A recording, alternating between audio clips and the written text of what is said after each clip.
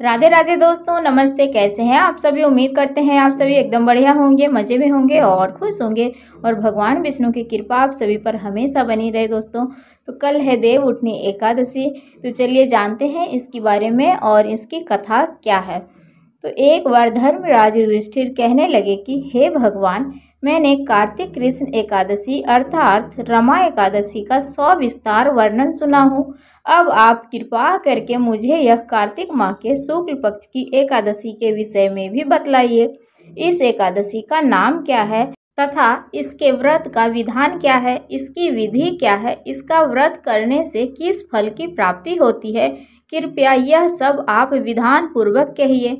भगवान श्री कृष्ण बोले, कार्तिक माह के शुक्ल पक्ष में तुलसी विवाह के दिन आने वाली इस एकादशी को विष्णु प्रबोधनी एकादशी, देव प्रबोधनी एकादशी, देवोत्थान एकादशी, उत्थव एकादशी तथा देव उठनी एकादशी, कार्तिक शुक्ल पक्ष की एकादशी तथा प्रबोधनी एकादशी भी कहा जाता है।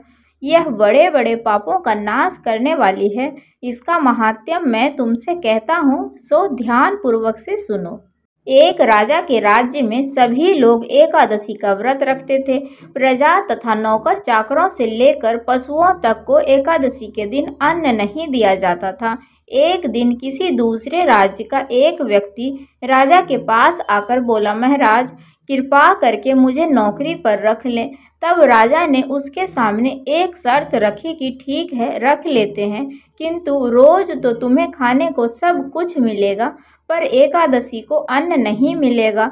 उस व्यक्ति ने उस समय हाँ कर ली, पर एकादशी के दिन जब उसे फलाहार का सामान दिया गया तो वह राजा के सामने जाकर गिड़गिड़ाने लगा, महाराज इससे मेरा पेट नहीं भरेगा और मैं भूखा ही मर जाऊंगा, मुझे अन्न दे दो। राजा ने उसे शर्त की बात याद दिलाई, पर वह अन्न छोड़ने को तैयार नहीं हुआ। तब राजा ने उसे आटा, दाल, चावल आदि दिए। वह नित्य की तरह नदी पर पहुंचा और स्नान कर भोजन पकाने लगा। जब भोजन बन गया तो वह भगवान को बुलाने लगा, आओ भगवान भोजन तैयार है। उसके बुलाने पर पीताम्बर धारण किए भगवान चतुर्भुज रूप में आ पहुँचे तथा प्रेम के साथ उसके साथ भोजन करने लगे। भोजन आदि ग्रहण करके भगवान अंतर्ध्यान हो गए तथा वह अपने काम पर चला गया। 15 दिन बाद अगली एकादशी को वह राजा से कहने लगा कि महाराज आप मुझे 2 गुना सामान दे दीजिए। उस दिन तो मैं भूखा ही रह गया। राजा ने उसका कारण पूछा तो उसने बताया कि हमारे साथ भगवान भी आकर खाना खाते हैं, इसलिए हम दोनों के लिए यह सामान पूरा नहीं होता। यह सुनकर राजा को बड़ा ही आश्चर्य हुआ। वह बोला, मैं मान ही नहीं सकता कि भगवान तुम्हारे साथ आकर खाते हैं। मैं तो इतना व्रत रखता हूँ, लेकिन मेरे साथ तो कभी वो आकर नहीं खाते और मुझे दर्शन भी नहीं दिए उन्होंने। राजा की यह बात को सुनकर बोला, महाराज यदि विश्वास न हो तो आप साथ चलकर देख लो। राजा एक पेड़ के पीछे छिपकर बैठ गया। उस व्यक्ति ने भोजन बनाया तथा भगवान को शाम तक पुकारता रहा, परंतु भगवान न आए।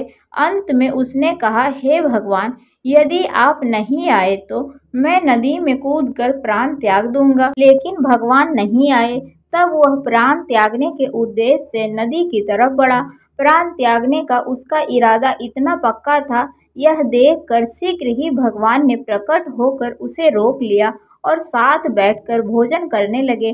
खा पीकर उसे अपने विमान में बिठाकर अपने धाम ले गए। यह राजा ने देखकर सोचा कि व्रत उपवास से तब तक कोई फायदा नहीं होता है जब तक मन शुद्ध ना हो। इससे राजा को ज्ञान मिला। वह भी अब मन से व्रत उपवास करने लगा। अंत में उसे भी स्वर्ग की प्राप्ति हुई। तो इस तरह से भगवान श्री कृष्ण ने धर्मराज युधिष्ठिर को देव प्रबोधनी एकादशी के बारे में बताया। तो दोस्तों इस प्रकार से कहानी थी। आप सभी को कैसी लगी? अगर हमारी कहानी आप सभी को थोड़ी सी भी पसंद आएगी दोस्तों तो प्लीज़ हमारे वीडियो को लाइक कर दीजिएगा और चैनल पर जो भी नए आते हैं तो सब्सक्राइब कर लीजिएगा। तो चलिए दोस्तों मिलते हैं आप सभी से एक अगले वीडियो में। तब तक के लिए बाय बाय, राधे राधे, हर हर महादेव, जय श्री हरि विष्णु।